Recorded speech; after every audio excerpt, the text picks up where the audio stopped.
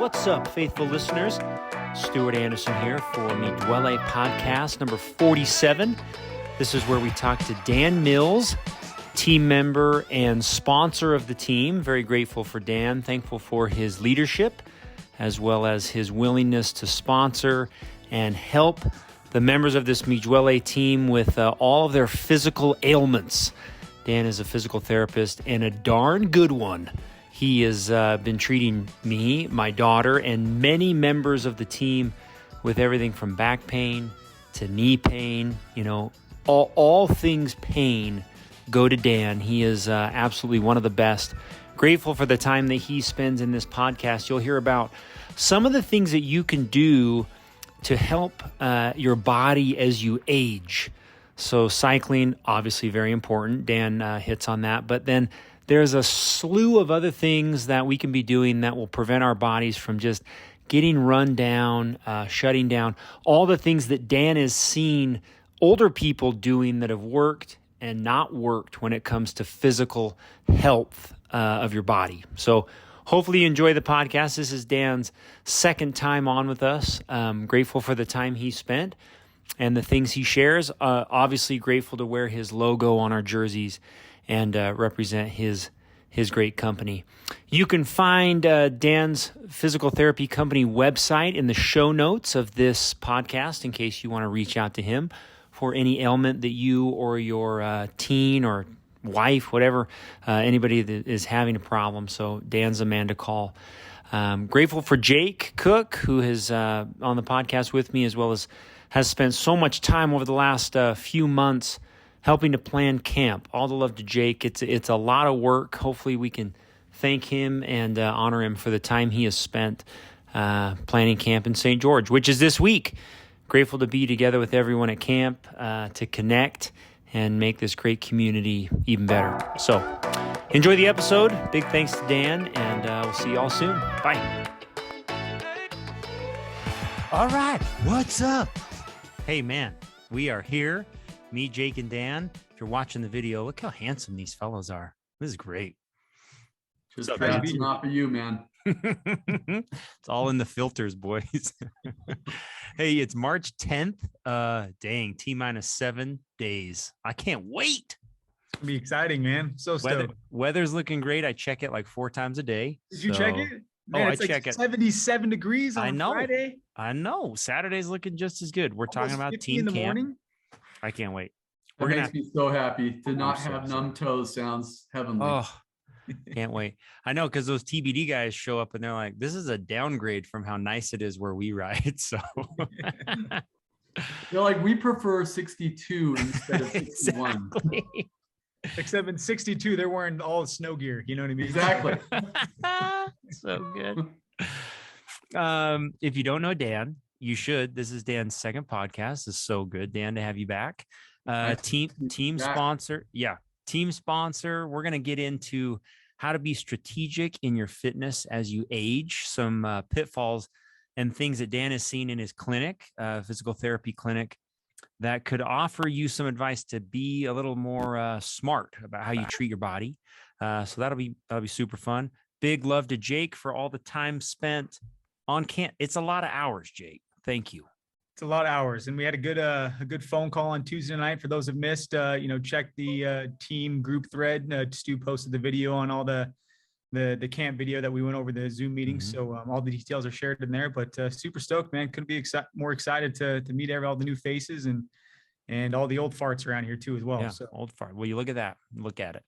Look at that. Look at this. Look at that. Very good. Countdown to final thoughts. Okay, good. Second kit order opening. So April 1st, we're going to open the team store again because, man, new stuff's already wearing out. You got to go get some more.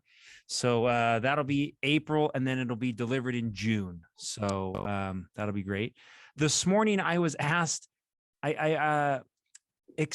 explain how to get a Tron bike on Zwift. I thought it was pretty simple, but apparently there are people who are Zwifting with us who assume that the Everesting challenge is just taking place in the background of your Zwift and that when you reach 100,000 feet of climbing, you're just going to be gifted the glowing bike. Jake's raising his hand. You actually have to opt into the challenge. It's not an automatic ad. So it doesn't matter how many vertical feet you've pretended to climb, you won't get the bike until you go to the menu and click the Everestine challenge. That's and it won't backlog either. It starts as soon as you click it. Just click it and then just ride and forget about it. Just ride. Yep. Soon the Tron bike will just pop up. That's it. Sorry. If you haven't clicked that thing, you've wasted a lot of verge. Yes. Sucks. All right, Dan, short introduction, then we're going to get into it. So Dan owns a performance rehab clinic on the back of your jersey. Second year. Thank you, Dan, for being a faithful sponsor of the team. Bachelor at the University of Utah with kinesiology and exercise science. Master's degree in physical therapy from Idaho State, and now has treated my daughter. I mean, Dan, the way you took care of her, other teammates, friends. I mean, if you don't know Dan, if you have ailments or injuries, he's the man. And first of all, I'd say Dan is honest, which is a hard thing to I hate to say it, Dan. It's a hard thing to find in the medical community. Like, how am I being treated? Am I being treated honestly? So thank you for that. You should be honored for that. I did a little digging on your Instagram and saw you just turned 50. Yes. 17 full Ironmans. Holy Moses. What are you doing? You wrote here that you finished. Did you do 2 fulls last year and 2 halves? Correct. Okay. I'm getting dumber as I get older. Hey, dig in. So last year, tell us those 4 events. What did you do? Yeah, so some of it was just with COVID, just kind of the way things fell. So I knew that I'd planned on Coeur d'Alene up in Idaho. It's one of the closest ones for those that are into this kind of abuse, self-abuse. St. George is always on the docket, and then Oceanside ended up getting postponed from the spring to the fall. And then just in my mind, I'm so compartmentalized that we started doing the math, and there was I had a bunch of stuff with my role with the Physical Therapy Association in Maryland, and Kathy's family is from Annapolis originally. So I said, hey, I wonder if there's a race out there. And it turns out literally 5 days after I was done with everything was the Maryland full Ironman. And, one of my colleagues out there warned me. They said, well, it's 112 miles for the bike. I said, yeah, that's kind of standard. They're like, but it's almost 500 feet of climbing over 112 miles. No. I said, I don't know where that exists in the whole state of Utah. I've got to go to the Salt Flats to get that kind of a thing. I mean, we have more vert just going over to Little Cottonwood. I get more vert going up to Alpha Coffee from my house. Than, So anyway, it was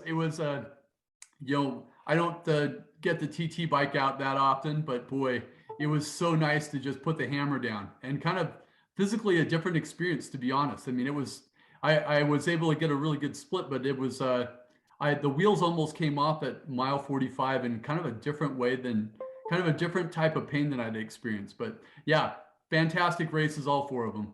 Dang, man, that's a lot of work for a year, I think. So good for you. You say here, to my 30-year-old self, I would say your best days are ahead. And when we met a couple of years ago, I mean, you were saying you have to be cautious about old knees and some old injuries. So it's cool to see you still crushing this stuff. And the reason we lead with this is Dan is going to give you advice on how to take care of your body, things that you should be avoiding, things that you should be doing in order to take care of yourself. And I guess, man, you're the living example, Dan. Well, it's really hard if your physical therapist isn't doing it. So, I mean, yeah. I try to practice what I preach. So nice. Awesome. So maybe start with, I guess, part 1 here. What kind of injuries are you seeing in your clinic that are related to like Jake and I? Like, in comes injured Jake. What are you seeing guys our age doing besides blowing their knees out playing spike ball?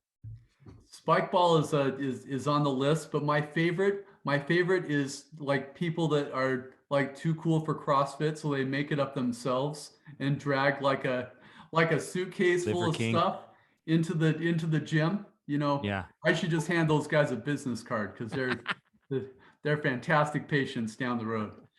No, I mean, everybody has their own exercise history. And so, I get patients that come in with all sorts of hard miles. I've got, I've got somebody right now that, was kind of, low level professional skateboarder for a period of time. And that was, over 2 decades ago. But, in the last 3 weeks, he took a snowboard and like wrapped it around a tree this way.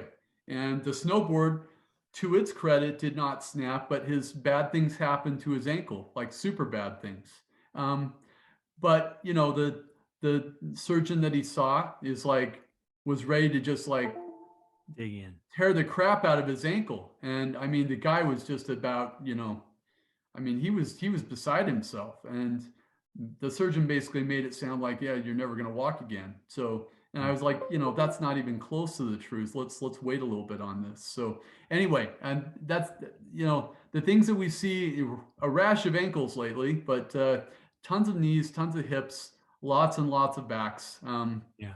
I'm And amazed at how many Duoles have either a disc bulge or a full-blown herniation or a back surgery that they never fully recovered from, and cycling has been the absolute answer to their problems in a really positive way. So Right. I mean, that ends up having to be a regular conversation in the clinic, and being there at that point when somebody who's been a sub 3 St. George marathon runner for years is having to have that epiphany that, this isn't going to work anymore. Or, Yeah. I mean, even earlier than that, somebody who grew up playing team sports with a ball, they were just like, and me saying, sports with a ball are not going to be good for you long term. Yeah. Every time you get involved with a ball, bad things are likely to happen because suddenly you're Golf Uncle ball. Rico and you could still throw that football over the mountain or kick that soccer ball or that baseball or whatever it is. Yeah. Hey, Jake, maybe there's a good time. I mean, besides writing, what do you do to stay fit? Obviously I try to have a balance of, cycling, Zwift obviously, or just cycling in general, but I do trail run a lot. I feel like trail running is a little bit lighter on the knees than road running. I mean, I have done a half Ironman in St. George and it was absolutely brutal. I mean, the stress you're putting on your body weekly to train for that kind of stuff. I think I did like an 18-week program and it was like swimming in the morning and then running in the afternoon and like, 2 a days. And man, my body just never felt worse. I mean, it was just beat up all the time, but I think cycling, getting like in a little bit of routine, narrowing my hobbies a little bit, cycling obviously a couple times a week, running, adding some running into that works the different muscles. I think, for me, running the first couple of times is obviously difficult because I'm using different muscles. My ankles are different. I'm super sore, but I think in the longer term, like it helps my fitness and helps my muscles and joints move differently. So it helps. But one other thing I add into my routine in the morning is just I stretch. So I get off after Zwift and I'll stretch for like 10 minutes after I get off the trainer. Just helps my body kind of relax and kind of recover a little bit after doing a lot of stress and things like that. And so I think, I don't know, Dan, maybe, and you can speak more to this, but I mean, I blew my knee out, but stretching just in general has helped my fitness 10 times fold. I mean, it just allows my body to be nimble and fluid and not take the abuse all the time. Right. So I've really tried to put an emphasis on stretching a lot to help me with my injuries and stay with my fitness. That's a great jump off point, Jake. And I don't militantly say that everybody needs to be flexible. Once the pathology starts to pop up, though, when you have more available range of motion, you can kind of distribute the force a little bit over the joint. So if you have a history of being Stu, I was listening to the podcast the other day, the one where these guys interviewed you in early January, and all joking aside, that point where you really hit the football stuff hard in ninth grade is paying some huge dividends even now. But what happens typically is that your hamstring flexibility going back to those high school years probably narrowed a little bit because all the squats, the lunges, the sprints, which are all awesome things to do when you're a teenager. And with your kids, it's just that pays such huge dividends long term. Your fast twitch muscle doesn't appreciably change much once you get past your early 20s. So Mm. that kind of stuff is enormous. But, then I get people that will say at 40, yeah, I'm just not flexible. And what I would say to that is you just need to know the right stretches and know how hard to push it. And, some things are hard. I mean, there are patients I have in the clinic where they've been living that way. And at a certain point, their knees are hurting so bad. I'll just say, listen, what you need is to come into the clinic for some period of time, and I'm going to just stretch the crap out of you. And I'm not going to try to turn them into, Jean-Claude Van Damme with, feet on the Oh, chairs and, dang. I just hanging love that there, movie. Oh yeah. Well, we all appreciate good movie reference, right? I was so sad the other day when the clinic when I made that reference and nobody knew it. I was like, Bloodsport, man. It's Bloodsport. I am so lonely right now. So, and that's why I'm a dweller. That's my why right there. So, Dan, if you were going to prescribe like total health to the average Duole, what are they doing in a week? Like, what are you doing? so weights are a fantastic. I mean, I make fun of CrossFit a little bit, but things like the Orange Theory stuff, having some weights in the mix are a fantastic idea. Now, you have to balance that based on what else you're doing. When your training load gets really focused and you're getting close to your A race and your build, don't do a whole lot else besides your riding. That's you're going to just be in recovery mode. But we're still early season. Like right now, picking up the weights a little bit, get in the pool a little bit if you've got that gear to do a little bit of swimming. If you're not a swimmer, that it's not a bad idea to pick it up a little bit. Running's a little tricky on your joints if you're going after it in on the portal. I don't know that a lot of heavy running. It kind of stacks on top of itself a little bit. Big time. Yoga is money for cyclists. Like yoga, at a certain point, there are two things I would tell you that once you're past 50, some version of yoga, and whether you get your stretching in yoga or you do your stretching as isolated stretching, that is just money. And the other thing, and this sounds crazy, but Tai Chi, the one they're standing in the park, single leg, it will, when you talk about like maybe it's most of our parents for most of the dwellers, but for those that are kind of into their 60s and 70s, one of the primary risks in the last 3 decades of your life is falls. And we're not always cognizant of that, but you remember what this is. You've seen it in the movies. I mean, you're standing on one leg, you're moving your arms around, and your eyes are closed. And so you lose some inputs and you have to challenge your balance. You can start doing a little bit of that right now. It's like, when you brush your teeth in the morning, stand on one leg, see if you can do it with your eyes closed, and see how often you need to kind of grab onto the counter or something like that. But the balance at a certain point, the yoga at a certain point, that stuff is just money. Weights are fantastic. Some upper body strengthening. The swimming is great. And be really cautious about the team sports. If that's something that brings you a lot of happiness, that's great. I would tell you that, my wife, Kathy, and I have been skiing inbounds a ton this year, a ton.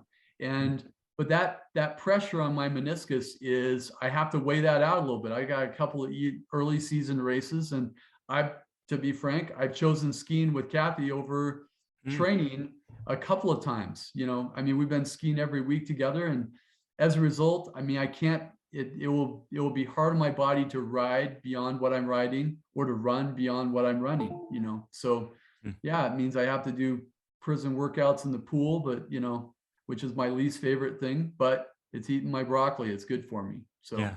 Stu, don't you have a routine in the morning where you do some work, some weights? I mean, talk to it, maybe share a little bit of your routine. Yeah. Alex Grant, I used to do like a 2-a-day kind of a thing where I'd ride in the morning. And then if I had 30 or 40 minutes, maybe late afternoon, I would do weights. And he said, just maybe cut the time off a ride. Take that 20, 30 minutes and say, maybe I don't need 2.5 hours. Take the 2 hours or hour and a half, and it will be more worthwhile to have that body heated up, warmed and stretched, and then do the weights for 20 or 30 minutes. So that is what I do now. I'll either do, and that's all at my house. So I've got all sorts of like whatever goodies, the suitcase that Dan talked about that you roll into the gym. So that's what I'll usually do. I've got like an ab dolly, pull-up bar, weights, really heavy kettlebells. So that's what I will do. And it was really interesting. Yesterday, Kate Courtney, the professional mountain biker, she posted a really cool post that said that she doesn't train to be skinny. She trains to win at riding. Interesting. And it's a really cool perspective, because I think a lot of cyclists get into like, well, if I ride more, I'm going to be fit. And she has this program where she's like constantly training her body to win. That is her goal. If skinny happens, or I don't know if skinny is the right word, but I think that was a really interesting perspective, which was I train to be good at this bike, which means there's no way all you do is bike if you want to be good at this. That's just, you're a fool if you think that. My opinion. That's my opinion. No, and I agree with you, Stu, because I mean, my January to, at least in my if I can share a little experience with me, I'd run a trail run from January to about March, and I Zwift at the same time. And I feel like my fitness just like I start peaking at March. And then when I stop running, I just feel like I kind of just taper out the rest of the year because I'm just cycling all the time. And so I think to that point, if I would be interested to see if I continue to start, running through the summer, how my fitness would ebb and flow, would it still taper? Would it, increase, decrease, things like that? I don't know. I mean, I think Dan would tell you it's probably good to balance that out rather than do 5 rides a week. Sure. I mean, I just want to ride every day. Right. I'm with you. I think there are benefits to kind of stacking your training for periods of time. And there are some benefits that, you think about, what's our, is it Casey that did that really kind of got Iron Cowboy going and connected the Duoles? Andy Compass. Andy, that's right, Andy. That block that Andy got kind of just by being there, just kind of being present, was such a huge shot in the arm. So, but then I would imagine that it wasn't like Andy kept that kind of volume up all summer long. No way. It's just kind of like and this is the effect that camp will have, regardless of where you're at. I mean, I think this is really appropriate timing, that if you just kind of listen to your body, push a little bit in terms of the volume, depending on where you're at. But 3 rides, 3 days in a row outside, if you've been primarily in the portal, is going to kick your butt just by itself, regardless of where you're at. And if it's not, then, maybe just coast. And I appreciate the encouragement for everybody to just kind of, hey, listen, let's not turn this into like, battle royale out there, But I think that those early season blocks are just, they can be so valuable for kind of setting the pace. And I mean, the years that I've had the best seasons, there's usually some early season event where I just feel some pressure to kind of get things going. But then after that, it's like, I skip a lot of stuff, guys. I mean, I don't do structured workouts. I do what I'm in the mood to do. And that's partially why I still love all this stuff. I'm not somebody that says I must ride X number of days a week or X number of miles a week. And when that stuff pops up on Zwift, I just don't sign up for it very much, because I'm like, what if I want to go skiing? What if I want to go do backcountry? What if one of my friends calls and says, let's go for a run?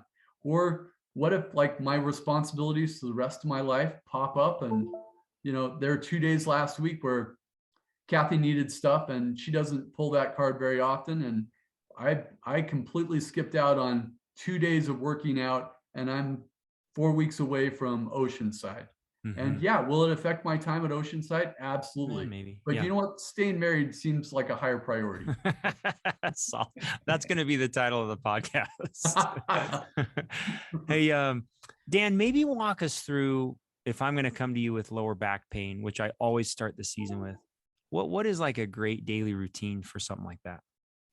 So if you're in a situation where you have a desk job and you have to sit a ton, and your main favorite exercise this time of year is being in the portal, you got to find some stuff that's going to be a little bit more upright. I mean, it can be just practical stuff, doing yard work. It can be just like Jake's talking about, getting out in the trails a little bit, putting on the micro spikes and hiking a little bit, putting on the snowshoes. I mean, snowshoe technology has improved so much. There's really no circumstance where you can't be in the foothills up above where we live, for those that are on the Wasatch Front. I know we've got all these other places, but there's not a circumstance where you can't be outside being vertical a little bit. So that would be the first one, is to spend some more time getting your steps. And, the iPhone makes it easier, your Garmin, whatever device you're using. Wearables are incredible for keeping us accountable to ourselves. But walking, being upright and walking, that becomes really, really important. The flexibility is another one. And it can be making sure that you're starting with primary groups, making sure that you're stretching your abs out, stretching your back out, going after your hip rotators, going after your hip flexors. And hip flexors are tricky with backs. It may be one of those, that you can't get. And if you've got the beginnings of discogenic pathology, if you're getting like a little kind of twingy stuff that's going down into your butt, come see me for a freebie, 15 minutes, and just to say, hey, listen, here's 2 things to change, and trying to figure out which level it is, because sometimes it's not a disc, sometimes it's something crazier. I mean, I don't want to scare anybody, but it can be cancer. There are all sorts of other things that will cause radiating pain, and they get misdiagnosed. And the thing you get with me is I have serious FOMO that I'm going to miss something that's not in my lane. So if I think there's any chance that it's something that's musculoskeletal related, I'm going to ship you off to just make sure, So that to your question, Stu, you got to make sure that you're the range of motion is there. You got to make sure that you're walking, and then if that's not doing the trick, let's find out if there's some pathology. Got it. Very good.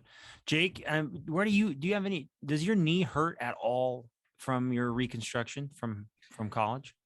I mean, it ebbs and flows. I think when I bike, it feels it feels the best. I do notice, like you, Dan, when I ski, my meniscus, it's a little wonky. I mean, I think it's just the different pressure points, but I think some of it too is just mental. Like it's just, the mental pressure of, thinking it hurts and maybe I'm going to do the accident again. But I think for the most part, though, I think just, in my mind, I just know that it's 100% good. And if I do the right exercises, if I keep stretching, if I keep strength on it, I mean, I'm 110%. But I would say the only, real exercises that I do find my knee kind of twitching a little bit is skiing. But other than that, running, really not too much. But I don't know if that answers your question, but it does. I mean, I just wanted to lead into asking Dan. I mean, you guys both have knee things that you manage. From a cyclist perspective, it seems like a great activity, Dan. And you've said no ball sports, but anything else for like an older man, like I'm getting older, I got to take care of these things. What should we be doing? So anything that requires a little less weight bearing.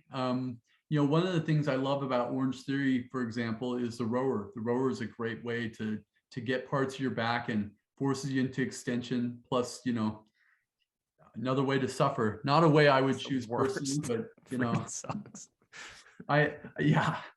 To me, that's purgatory. That I'm like, well, if the school's not open and I can't run and I can't bike, then maybe I'll row. But I know people that just absolutely love it. They just swear by it. So all sorts of other bipedal sports. So for example, skate skiing, or I mean that and skimo stuff has just taken off our area. Yep, shout out Kristen. Yeah, I mean that sport. If you guys haven't been to skimo in Cottonwood Heights, just to see just the range and things that are out there, I don't know that I had any idea. I've got a cousin up in Rexburg that is just kind of taken to this, and he's out there grooming like the golf course every morning this time of year. And they've got like potentially Olympic caliber kids in that area that have been developed over the last 3 or 4 years, because you got to start that stuff early, like the Norwegians do. And just in terms of things that you could get your kids involved with during the winter time, they're kind of equivalent to like, cross country or something like that. It's just money. And it's a good cardio workout. It's a little bit of weight bearing, but it's a little less stress on your meniscus than downhill skiing. I love downhill, but the other little tidbit, little factoid, we all love these parabolic skis, but I would say the narrower the ski, the less your knee pain is. So Really? just if you don't have in your quiver for these groomer days, because we've had like a really, icy, we've all spent a lot of time with the groomers in the last 8 weeks. Narrower skis, you're able to use more of your meniscus. The wider skis make it a little trickier on your knees. So Interesting. All righty. Hey, Jake, you got to sign off. Yeah, I got to sign off. I got another meeting, but All right, dude. love you Peace. guys. Appreciate it. All right. take care, man. Dan, I wanted to ask a few more questions, if that's okay. We're still Yeah, good. please. Yeah, you're still good. Yeah. When you're looking at the people who come in who are very old, like I've been to your clinic, you sometimes help with I'm not trying to like set our listeners up for that type of life, but what is a person doing at age 40 and 50 to prevent like a catastrophic body collapse when you're 70, 89, years old? Stu, that's my favorite question so far. And I would tell you that I'm such a nerd about this stuff. Like I in my mind, my exercise habits right now at 50, I look at what my patients are doing in their 60s, 70s, 80s, and 90s, and what their quality of life is. I mean, I had last year 2 patients that passed away in their 90s and passed away in their home, and that were mobile enough that they were in the clinic, like doing stuff within 3 months of when they died in their home with hospice, a little bit of pain medication, and little nasal cannula oxygen, family surrounding them. I'm like, when I want to know, what do you do? What did you eat? What kind of exercise? What were you into? Is it just good genes? Were you just lucky? Or were you eating meat and potatoes and smoking cigars for 40 years? I mean, Whiskey. Whiskey for breakfast, I mean, so they get a little bit of a low level interrogation. Sometimes I feel a little guilty because I don't think they realize this is not part of the normal physical therapy exam. But for my own little data gathering, I'm like, I'll get these salty dogs in their 70s that are like that are skiing their brains out and getting 40 to 100 days a year. I'm like, tell me what you do. And inevitably, that like the winning combo. This is really fascinating. This is just I would say over the last few years. Skiing during the winter, but picking the days carefully that they go. A little bit of rock climbing, interestingly enough, and road biking. Like road biking, and I mean, I've got 75, 76-year-olds that are out there, and yeah, they've narrowed it down. They're gonna stay on Wasatch. They're not climbing the canyons anymore, but they'll still, you'll see these guys out there and these gals out there. They're still killing it. And there are other things you can do. I mean, I picked up another gal 3 weeks ago that's 82. She probably looks like she's about 60. And I'm like, what are you doing? And she's like, I've eaten pretty healthy. Like, I mean, she was basically eating the Mediterranean diet before it got cool. So, I mean, that kind of stuff where like the fuel matters, and that hurts a guy like me that loves a good baked good. So, you gotta the right fuel sprinkled with a little occasional energy drinks and brownies. Nice. So I always tell people, they're like, well, what do you eat? And I'll fess up. I'll just say, listen, I am sporadically awesome at eating really clean. So, but I always eat carbs first. First and last. So. Nice. That's fun. I mean, I'm just so interested in that quality of life as you get older. And maybe we've mentioned it on the podcast before, but that sitting is the new smoking. I swear we did that here before. It's like I sit all day, I go home, I sit at dinner, and as soon as dinner's done, I'm like, oh, I'm on the couch. Like I am done. And it's interesting. Like if, I ride Zwift in the morning, sometimes I'm like, this is it. I gotta go. I'm good. This is my time to shine for physical activity. So I go pretty hard, knowing that the rest of my day is going to be sitting on my butt. Have you seen that? Have you seen like an influx of sitting problems in athletes or just normal people? Absolutely. And that's, I would tell you that the biggest thing I would encourage all of our Duoles to recognize is that you've got to be walking. And that walking doesn't have to be like, I'm not talking speed walking. I mean, this can be simple stuff.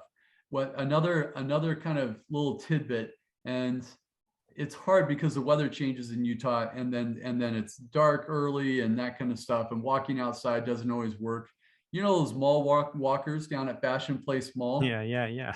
I'm telling you, that is money. Huh? And in terms of like squad goals to have with you and your significant Squad other, goals. you know, at a certain point, Fashion you place. know, it's we will be mall walkers.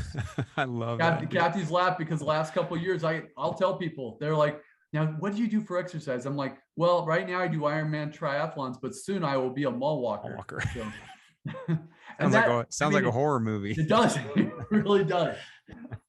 No one's going to know how that ends.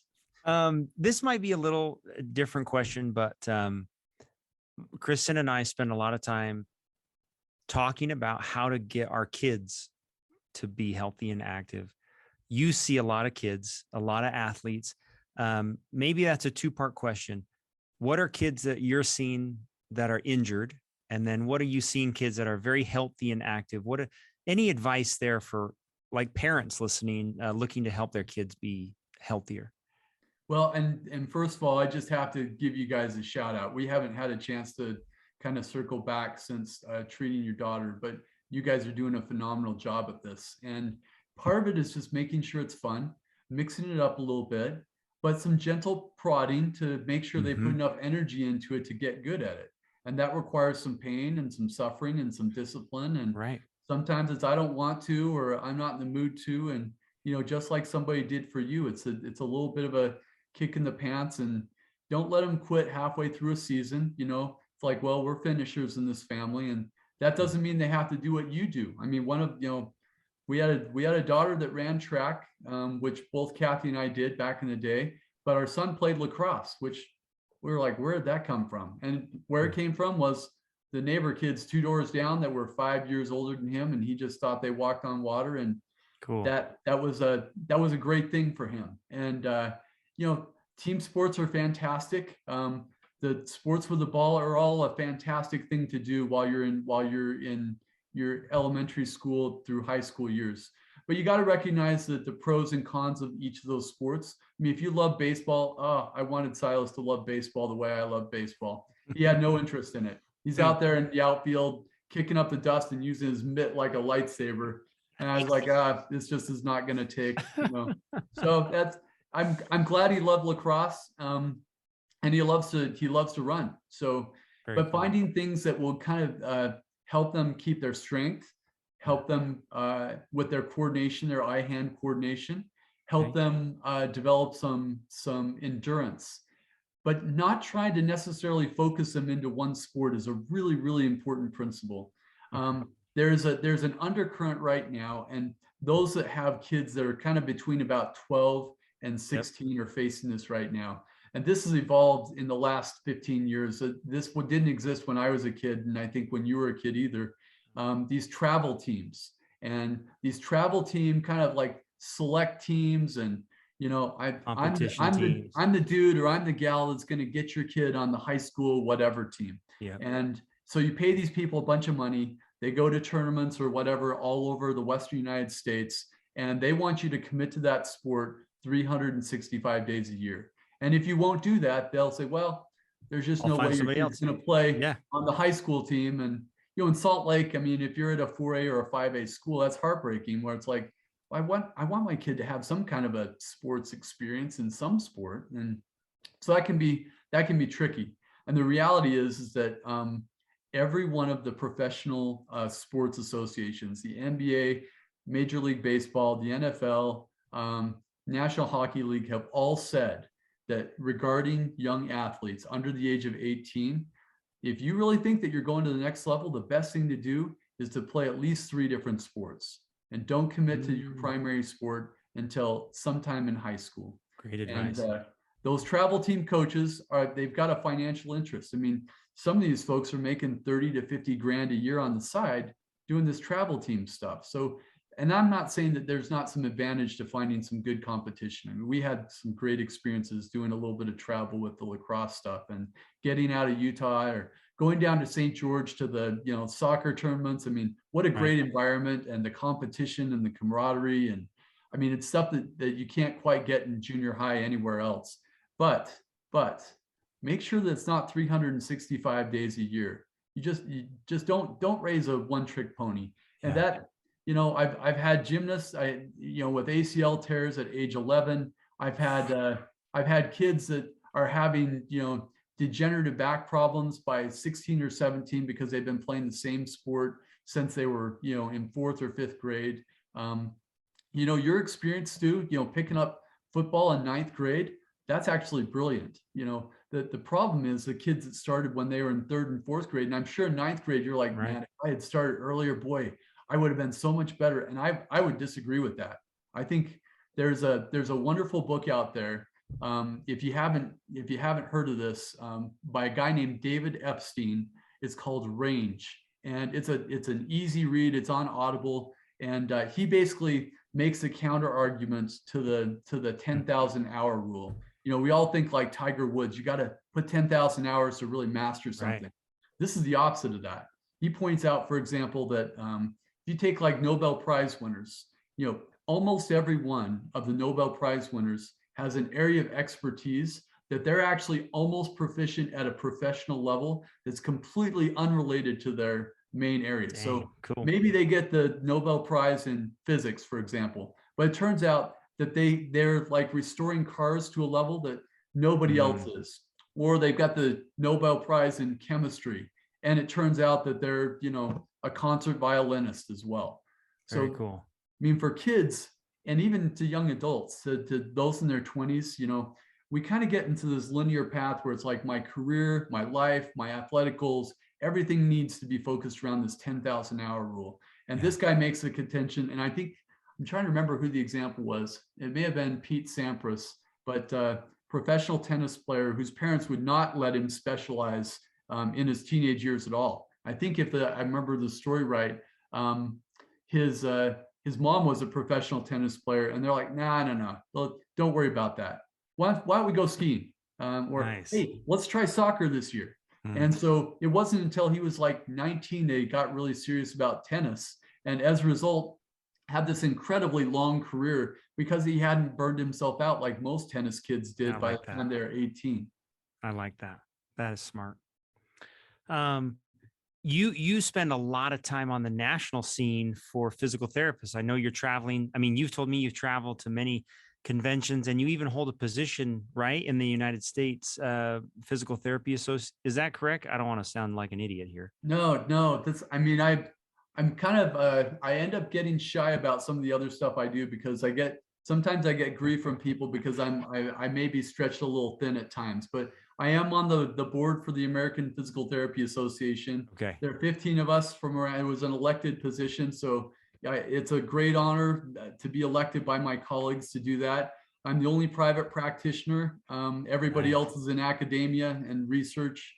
And so I always joke that I'm the knuckle dragon clinician out of the group. So well, tell us what's maybe as we wrap up here, like what's coming down the pipe? What is the talk that you guys are spending most of your time talking about?